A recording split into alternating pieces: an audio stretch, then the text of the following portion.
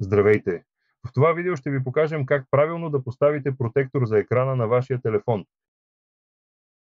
Преди да започнем, нека видим какво съдържа комплекта Easy Armor.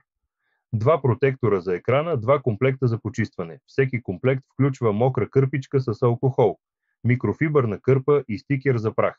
Две шпатули за премахване на мехурчета. На първо място, ако телефонът ти вече има стар протектор, свали го внимателно. Сега отваряме комплекта за почистване от опаковката. Ще намериш кърпичката с алкохол за обезмасляване на екрана, микрофибърната кърпа за избърсване и подсушаване на екрана, стикера за прах, идеален за премахване на всички останали частици от повърхността. Да преминем към почистването. Отваряме мократа кърпичка и добре почистваме екрана от замърсявания, мазнини и други нечистотии. Премини с кърпичката по цялата повърхност на екрана, включително по ъглите, за да се увериш, че няма пропусната зона. След като почистиш екрана с мократа кърпичка, за да премахнеш замърсяванията и мазнините, вземи микрофибърната кърпа от комплекта. С помощта на кърпата внимателно подсуши екрана, като премахнеш всяка следа от влага. Увери се, че минаваш прецизно по цялата повърхност, включително по ъглите на екрана, за да постигнеш напълно суха и безупречна повърхност. Поставяме комплекта за инсталиране върху телефона с стрелката, насочена към високоговорителя.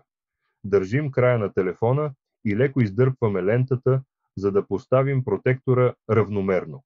Сега леко натискаме с пръст върху отвора в основата на комплекта за инсталиране, за да закрепим протектора върху екрана на телефона.